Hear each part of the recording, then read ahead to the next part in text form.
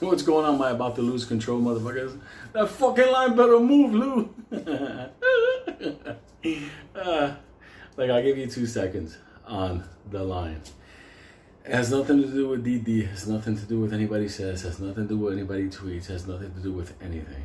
It just has to do when they decide to do what they have to do to manage the event. Everybody's safe. I'm still in. I love all you people. That's it. I'm not going to get further into that because I already just said it's a whole pattern. You motherfuckers ever been on a plane that you're about to land and you're like, this is fucking great, we're about to land. Excuse me, passengers, we're number 15 for arrival. And you're like, what the fuck?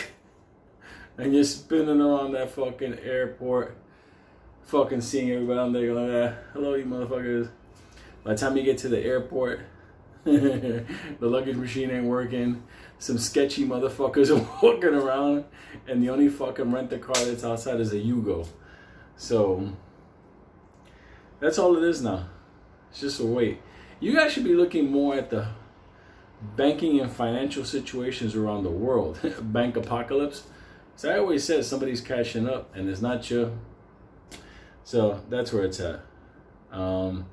Giant hugs. Let me get off that fucking subject because I don't want to have a fucking ulcer to the point where it's like not even worth it. It's going as planned. But moving on. It's just going to talk now, officially explaining one thing. Because people are like, well, why Bitcoin, whatever. Look, obviously the website is up and I'm going to have the exchanges and all the other stuff I'm going to add on to it. But I wanted to explain something to you because now that you guys are fresh, still in the market, but about to exit the market, some of you guys can stay in the market. It's fine, no problem. You can stay in the market. I think that, I think certain individuals are going to be fixing a lot of things. But for me, chemtrails. I've already moved on. But since it's fresh in your mind, all the things we went through, let me explain to you why a guy like me just said, you know what, let me just do this. One, it's inevitable. Understand what I tell you. You guys will all be in digital currency, whether you like it or not. Some of you with large amounts of money may actually need it very soon. So I put that out there. 2, remember I always said chicken at $800 and I talked about all the things that are coming? Well, all those things revolve around banks, and banks, unfortunately, are the reason why why Bitcoin was created in the first place. Kind of an interesting thing about Bitcoin. I remember working on a project with a guy that I worked with. Me and him were co-workers. We were fucking down. Me and this fucking Chinese guy, we fucking ran the planet. Charles. Me and that cat, because I covered one side of the world, we covered another side of the world, but our projects ran across each other.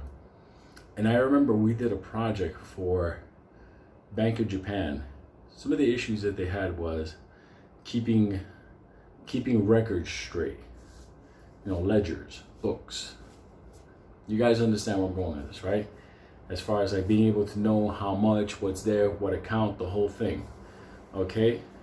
That's where the whole digital validation, time stamping, all this stuff came into play. Back then, we had the technology for it, and nonetheless, Bank of Japan, the government, was our client. So we had to mold this technology. Sure enough, poof, contract signed. I'm like, yeah, got the dough. All right, no problem. That was 2001, 2002. Okay, then you fast forward.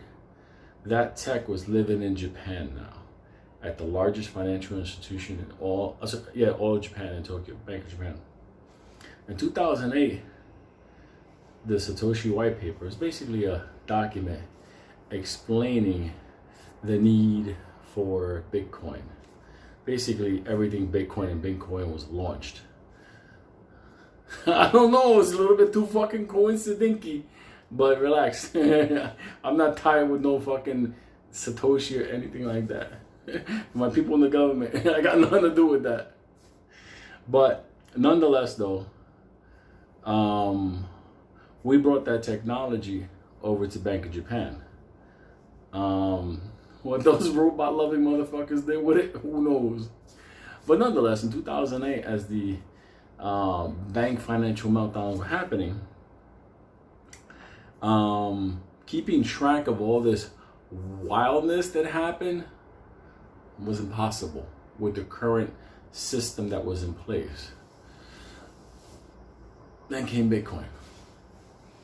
Bitcoin basically created a ledger, not like a bank ledger, where only they have the books. Sound familiar? All of a sudden, instead of, I only see this, now everybody can see this. Now here's what I'm trying to explain. With traditional banking books, only the bank sees the books. So if there's a problem, like what Wells Fargo had when the fucking stupid motherfuckers were doing multiple fake accounts and opening up lines of credit and mortgage, whatever the fuck they were doing, and inflating the bank, shit like that shouldn't happen at a major bank. But unfortunately, their system was no bueno. But in a system like a Bitcoin, that wouldn't happen, because you could look at the ledger and see who gave money to who and what amount was transacted, whatever. So it was more of a secure ledger system. It was a public thing. It existed everywhere. It existed on the phone that you're watching me on. It exists on your laptop. It's everywhere. So people are just texting. So here it goes. You had a secure grid, the blockchain, with tons of records being kept, validating, time-stamping, authenticating. Does this sound familiar? And then there was a coin on it, and that coin had a set value. So just like money, the Bitcoin represented money. It was heavily encrypted, like locked down. Hence, what was I working on? A heavily encrypted type thing for Bank of Japan. So I'm just saying, for the people out there in the government, what's up, government? I had nothing to do with that. And listen, if it happened via conversation, just go chase down the motherfuckers at Valor, sir, because I had nothing to do with it. I was just called in, hey Lou, come on into this office, we need to talk. So anyway, so now we're at this point. 2008 happened, Bitcoin was launched, and the banks continued, the whole financial world continued with the same system they were using in 2008. So now, Bitcoin and crypto continued on a separate path. So it's almost like they were going like that, like in a big V. Something interesting happened along the way. Around the world, a lot of countries are starting to recognize that their future, whether they like it or not, is not going to be on the traditional way. It's going to have to be on the blockchain Bitcoin avenue. So they're gonna have to. They've already started. El Salvador was the first one, one of many. Brazil just announced that they know that 100%, in order for them to be a global powerhouse in the future and move money back and forth and keep ledgers of global trade, the old technology won't work. They're gonna have to switch over to that. Now, they haven't said which one it is, but right now, the main one, the one, is Bitcoin. So, you're saying, why are you talking about this, Lou? Well, here's the thing. Let's say one Bitcoin right now costs $39,000. You can buy fractions of it.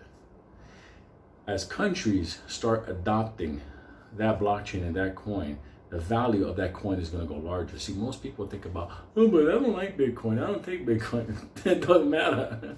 It don't matter what the fuck you and your cat do. Cat's like, I love fucking Bitcoin. I never want to go back to the market. If major countries around the world that are what's considered secondary tier banking systems or economies, the Brazils, the countries in Africa, many parts of Asia, If they start adopting that in order to do transactions with each other, let me give you an example. Let's say I am a company in, I don't know, let's say Brazil, and I make raw materials for pharmaceuticals. And there's a company in South Korea that they're a pharmaceutical company. Well, normally, in order for both companies to buy the product, and sell the product over and exchange money, it would have involved banks. Banks would have to get involved, and the letter of credit, the wire transfer, the yada, yada, yada, whatever. But now, companies are starting to say, hey, we could use a digital crypto system and just go direct, cutting out the banks entirely. And you may say, why do they want to do that? Well, simple. They don't have to buy US dollars in order to do international trade. So some countries, because of the fact that their currency isn't really recognized around the world, they have to buy dollars. And that's costly because there's an exchange rate. That's why the United States dollar is the world standard, the world currency. And for us Americans, we better pray that shit never changes. But unfortunately, times are changing. Chicken at $2,000. But anyway, with Bitcoin, they don't have to buy dollars. They just buy Bitcoin. And it costs pennies to send Bitcoin from my phone. Let's say I'm the CEO. I can just go, that's the amount going to this person's address, Bitcoin address, and send. 2 seconds, it goes to the other side, and the person gets it. Boom, hits the phone. Okay, thank you very much. And then he has it there in his wallet, like a bank, but he's holding it. They don't have to go to the bank. They have it there. There's a ledger now. There's a record on both sides and on all ledgers that hold Bitcoin records across the world, which is on every computer, that transaction happening. Mr. Lou, what the fuck? I'm not buying pharmaceuticals. I don't know, maybe. The reason I'm telling you that is that coin that's at 39,000 today, as more countries realize that the future of global trade, the movement of money, the security of money is going to have to rely on Bitcoin, that's going to make the value of that fucking coin go up beyond. Like no joke. People that I speak to, we have different ranges for it. I'm thinking it'll hover probably around $200,000 to $300,000 for about a year or two, and then we're talking about probably into the million and stuff. Just because, well, in America we're slow to adopt things. The other countries in the world, they're like looking like, oh, wait a minute, this saves us money. We don't have to buy dollars. We can send this. Oh shit! And they're realizing now they can have one standardized currency for trade. That's going to make that coin valuable. Now, let me tell you what I feel about Bitcoin as far as the value of the coin. Okay. Bitcoin was never designed to be an investment. Okay. Get this in your mind. Bitcoin was never designed to be an investment. Neither was any of the other coins, except for Doge, because Doge was like a joke and people just jumped on it. I'll talk about Doge on another day. But as far as Bitcoin, the actual Bitcoin, I don't even know why I call it a coin because it's virtual, so it's just a certificate. A digital certificate? Doesn't that fucking sound like a lot like Planet Lou? Once again, to the people in the government, I have nothing to fucking do with that. Just trying to tell you, those motherfuckers were eating pineapple fried rice in Mountain View, California, in a Chinese restaurant as they were talking about this Japan project. So now you know I wasn't down with them, because when I saw the pineapple, I was like, oh, you motherfuckers fucked up. So I wasn't down with that. But nonetheless, they picked my brain. So Bitcoin is nothing more than a digital certificate that's heavily encrypted, multi-layered, that stores the record, the ledger, the value, whatever, on the blockchain, which is the network, the superhighway. Let me say, look, what the fuck is that? I don't care about this. Well, you should care about it, because as more countries start to adopt it, more companies start to adopt it, more people that in third world nations don't have access to a bank but have a cell phone okay? And for the people in Africa, Ungawa, you understand what I'm talking about. For people in Latin America, where at the end of the day, their currency goes up and down every day, Bitcoin provides them an opportunity. Now, when countries like, unfortunately, like Venezuela, who printed so much money to solve their problem that now they don't count money, they weigh it. That's like Weimar Republic shit. Like people, you could stacks like that to buy a cup of coffee. Whether they like it or not, they're going to have to embrace Bitcoin because they could back it or something. They have their oil, they got their gold, they got all that stuff. It's time they're gonna have to embrace it. And I remember writing an article on my old website, the blog, how Cuba is gonna have to adopt it one day. Nonetheless, just want to let you know that Bitcoin right now is the one that the world is looking at. Now there are other coins and they got value, and I'll talk about all of them because they have different applications. Remember, while you might have a coin like, Ethereum or XRP that has incredible commercial use, that's businesses, government use, whatever. For international trade and settlement, for global finance, there's nothing like Bitcoin. And the thing is, like I said, you don't have to be a tech head. You don't have to be involved in the industry or anything. Just understand there's only X amount of coins. And as that network of people adopting Bitcoin grows, so is the value of that coin. Maybe you're saying, Lou, but the price went down recently and everything. Let me tell you something. It's because people are using Bitcoin as like a bank, as a place to shelter money, move money. And since we're in a time of, liquidity, gathering liquidity, obviously people cash things in, but it's no different than people cashing in stocks or anything else to get cashed up. Remember, somebody's cashing up and it's not your mother. Okay, I finished it up for the new people here. Anyway, because I gotta remember, we're now getting new people. Because I know I'm gonna get the message, what the fuck does this mean? Help them out. The idea, what I wanted to introduce you to this little thing is this, very simple. For validation, timestamping, integrity of the money supply system moving forward, the entire world has no choice but to go over the blockchain. And how they're gonna secure it, what they're gonna back with gold or whatever, or the country's gonna put their own crypto. China now launched their yuan. They're talking about gold backing it. The EU's talking about, even America's thinking about it. So just letting you know that at the end, they're all gonna fail because they're not seeing the big picture of the fact that it's only gonna repeat what they did before.